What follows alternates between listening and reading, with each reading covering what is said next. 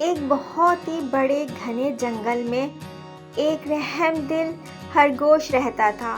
اس کا دل بہت ملائم تھا۔ ایک دفعہ ایسا ہوا کہ اسے ایک پرندہ نظر آیا جو اپنے پر پھیلا رہا تھا۔ ایسا لگ رہا تھا جیسے وہ اڑنے کی کوشش کر رہا ہو مگر ناکام۔ وہ نہیں اڑ پا رہا تھا۔ وہ اسے غور سے دیکھ رہا تھا کہ آخر اس سے ہوا کیا ہے۔ اس نے اس کو ہلانا چاہا کہ شاید وہ اڑ جائے لیکن وہ نہیں اڑ پا رہا تھا۔ شام ہو رہی تھی۔ اس نے اسے اٹھایا اور سوچا کہ میں اپنے گھر لے جاتا ہوں، نہیں تو جنگل کے جانور اسے کھا جائیں گے۔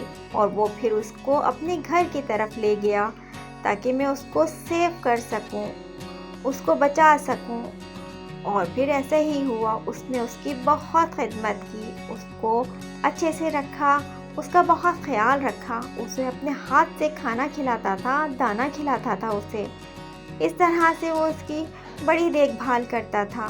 اسے جنگل میں گھمانے کے لیے لے کے جاتا تھا اپنے ساتھ، کبھی اکیلا نہیں چھوڑتا تھا کیونکہ وہ زخمی تھا کہ کوئی اسے کھا نہ جائے۔ اور پھر وہ واپس گھر آ جاتا تھا اس کو لے کر۔ پھر اس طرح سے وہ صبح اس کو گھمانے کے لیے لے کے جاتا، اپنے ہاتھ سے کھانا کھلاتا، اس کا خوب دیکھ بھال کرتا، اسے بڑے پیار سے دیکھتا تھا، اسے وہ بہت پیارا لگتا تھا۔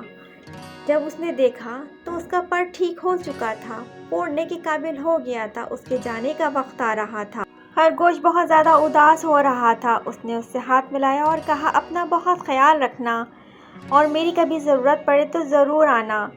اور پھر وہ چلا گیا۔ جب واپس آ کے دیکھا تو پرندہ وہیں بیٹھا ہوا تھا۔ اس نے اس کو اٹھایا، پیار کیا اس کو اور اپنے ساتھ گھر لے کر آ گیا۔ اور پھر وہ ہمیشہ کے لیے ایک دوسرے کے ساتھ رہنے لگ گئے اور ایک دوسرے کا بہت خیال کرتے تھے وہ دونوں۔ یہ تھی رحم دل خرگوش کی کہانی، جس نے اس پرندے کو بڑے پیار سے رکھا اور اسے بالکل ٹھیک کر دیا۔